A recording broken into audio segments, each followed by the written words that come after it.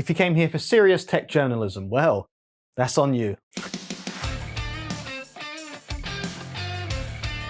Hello players, come on in, relax, recline, slide off your pants. Welcome to Sexy Tech, the show where we talk about tech news wrapped up in pure nonsense. I am your tech jester, Buzz Stringer, because every village needs an idiot, and I am here, reporting for duty. I just finished recording the Elon Musk roast. I'm excited, if no one else is. I'll drop the dates on that one soon. As always, I look forward to your comments and we read them at the very end. Oh, and I'm also repurposing the like button to be the laugh button. So if you laugh, hit the button. And if you get really annoyed, hit the upside down laugh button. Speaking of users who are perpetually annoyed, Reddit is first up. Have you ever wanted to pay for shitposts like a true internet connoisseur? Now Reddit, the internet's seediest dive bar where trolls, nerds, and the occasional genius gather together to share wisdom, or tell you to go touch grass. It's worse than Detroit. I love Reddit, but it's finally decided that it's time to charge people for exclusive content on subreddits. That's right, Reddit Premium is evolving into Reddit OnlyFans. Only subs? Red fans? I look forward to your comments and suggestions. So, instead of sexy cosplay pics, you get access to extra spicy arguments between neckbeards. But paywalls on Reddit, what's next? Actually paying the mods? And not just with pretend internet gold? Oh wait, that's probably coming too. Reddit's CEO Steve Hoffman, known lovingly on the platform as Spez, which is Latin for man who makes terrible decisions for the community, has confirmed that paid subreddits are coming in 2025. Nothing says we understand our user base like charging terminally online people to argue about Star Wars continuity errors. You wouldn't catch me doing that. I argue about Back to the Future continuity errors. If you're gonna build time travel into a movie, you gotta do it with some accuracy. Where was we? Oh yeah, for a monthly fee, you, dear Redditor, can now experience the premium joy of rage posting in r/am I the arsehole without unwashed masses chiming in. Your $5.99 will ensure that only certified arseholes can participate. And of course there's the unpaid volunteer moderators who will now have the honor of policing paid communities for absolutely no salary. Pure corporate brilliance, telling your workforce, hey, this is technically a job, but don't expect any benefits or money. But what will actually be paywalled? Great question. Glad you asked. So far, Spez hasn't revealed much, but let's speculate wildly, because that's what us Redditors do best. How about Wall Street Bets Premium? For only $9.99 a month, you can lose money even faster with exclusive Tendy stock tips from unemployed 19-year-olds who think YOLO means stonks go brr. Or r/conspiracy Deluxe Edition. Want to see exclusive content about the lizard people? That'd be $6.66 a month. That one might be a waste. There's tons of pictures of Mark Zuckerberg out there already. Or NSFW Vault. Pay $14.99 a month for exclusive amateur porn that YouTube now uses as ads and shorts. I look forward to your comments. Spez promises that free Reddit isn't going anywhere, which means free Reddit is going to be slightly worse than a sewage leak. Imagine more ads, more AI-generated garbage, and a homepage filled entirely with brand-safe content like wholesome memes and BuzzFeed tier listicles. I said listicles, not testicles. So for the classic Reddit experience, you might need to cough up a monthly fee, or you can continue browsing for free if you don't mind, watching Reddit turn into Facebook 2.0. But there is one major problem. Who gets the money?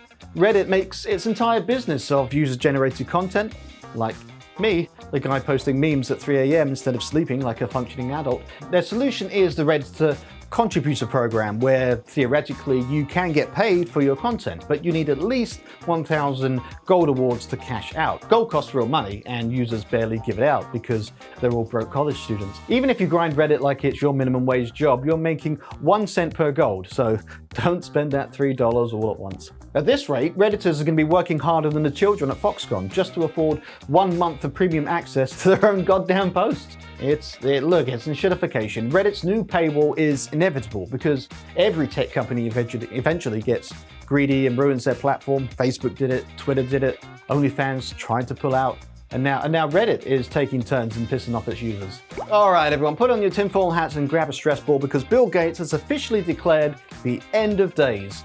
Yeah, that's right, the world's richest Clippy enthusiast of all time has stepped forward to warn young people, yes, you barely out of high school AI-generated meme-loving degenerates, about 4 major existential threats to humanity.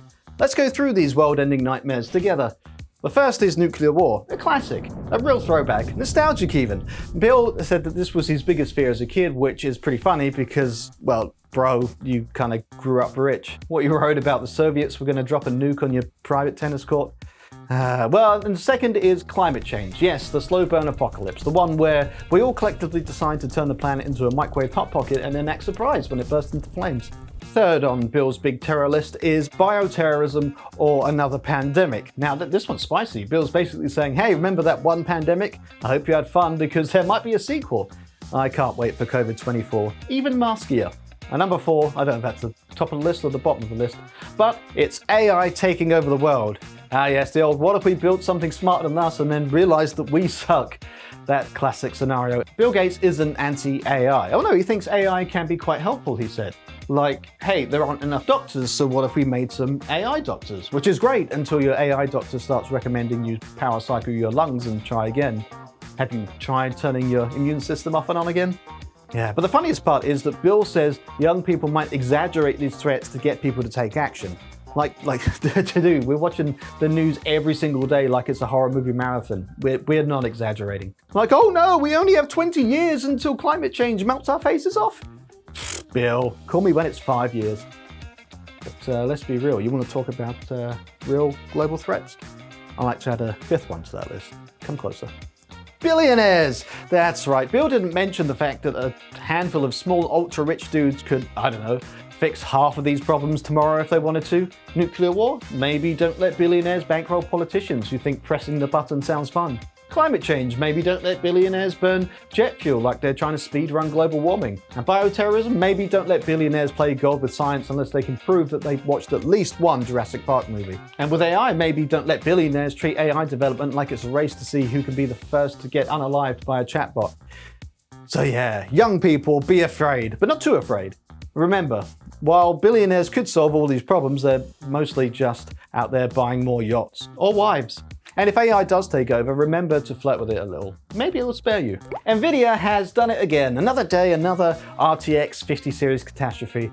While there's more reports of Nvidia's cards, which are turning PC cases into Tesla Model S battery fires, there's some bigger news if we sift through the ashes. Nvidia has officially ended PhysX, sort of. The 32-bit version of PhysX is dead, buried, and probably melted inside an RTX 5090 somewhere. Nvidia quietly pulled the plug because it relies on CUDA, which they are now phasing out for 32-bit apps, which is tech talk for we can't be asked to support it anymore. For those of you too young to remember, PhysX was Nvidia's big, holy shit, look at these cloth simulations moment in gaming. And if you've ever seen Batman's cape flow in Arkham Asylum or watched a grenade in Borderlands 2 send hundreds of little tiny pebbles bouncing off the walls like a physics major's wet dream, yeah, that was PhysX. And now that's gone, which means if you're nostalgic for PhysX powered explosions, you'll even need to install an RTX 40 series as a second card, or accept that Nvidia has officially yeeted this feature into the same void as SLI and reasonable GPU prices. Like, I get it, PhysX was old, outdated, and nobody was really using it anymore. But at least it worked, unlike, you know, that melty 12-pin power connector. Alright, gather round. YouTube has just turned 20 years old. That's right, YouTube is now old enough to pretend to be happy at its own birthday party. It all started in 2005 when 3 ex-PayPal employees, because of course it was PayPal, thought, hey, what if we made a website where people could upload videos? But not just any videos, dating videos. Yeah, the original YouTube slogan was tune in and hook up. That's my slogan now. YouTube, invented for dating, but instead we got Let's Plays and conspiracy theories. That's a fair trade, I suppose. And because no one wanted their janky dating site, they pivoted and uploaded their first ever video, Me at the Zoo, starring co-founder Jod Karim, who in 19 very underwhelming seconds changed the internet forever. Fast forward, Google buys it for $1.6 billion, and boom, the Wild West of the internet was born. Innocent times, no algorithm feeding you 5-hour breakdowns of why Mario is secretly a fascist, no ads every 12 seconds, just cats playing piano and that one kid getting hit in the nuts with the baseball. But now we have Baby Shark. Lucky us. And speaking of soul-crushing realizations, over those 20 years, YouTube's been hiding a giant, sad ghost town. A team of researchers spent months randomly guessing YouTube URLs, which is basically the equivalent of cold calling random numbers and hoping somebody picks up. And guess what they found? Most YouTube videos are completely ignored. That does make me feel a little bit better. These numbers are pretty brutal. 4% of all YouTube videos have 0 views, just sitting there, rotting in obscurity. The median video has just 41 views. 74% of videos have no comments, which is shocking because I thought bots at least, spam something on all the videos. 89% have no thumbs up. No one clicked the like button even out of pity. Thank you. Imagine pouring your heart into a YouTube video and realizing that you've made a digital equivalent of a deleted voicemail that no one will ever listen to. Now would be a good time to comment, like, and share this video. If there's other buttons, you can press those too. I'm very grateful for everyone who pushes my buttons. Also, the average video is just 64 seconds long. All of this research, and we just found out that YouTube is just a collection of forgotten TikToks. This is a platform when they tell us that YouTubers are now the new Hollywood. Hollywood, according to this report, the average YouTuber has fewer views than the local weatherman's Twitter account. YouTube CEO Neil Mohan is hyping it up like it's some kind of golden age of content creation, when in reality, 99% of creators are just yelling into the void. The void, the void, the void. But if you're watching this video, congratulations, we are already doing better than 14.8 billion other videos. Sexy tech strong.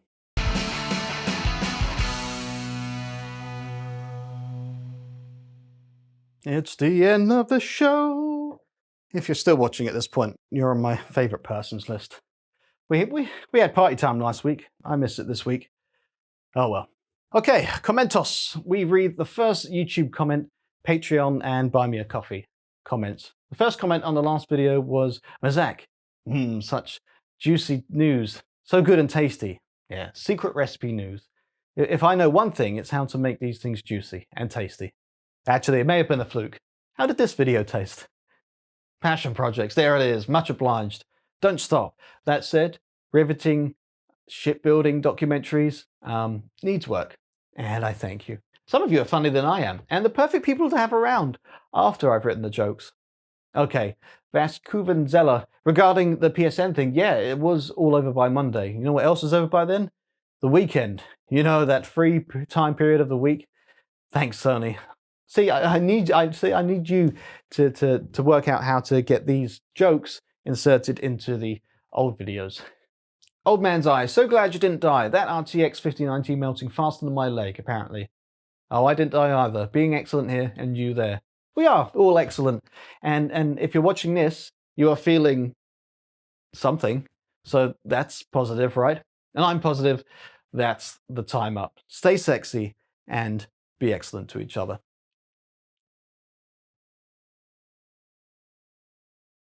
I used to be a narcissist, but look at me now.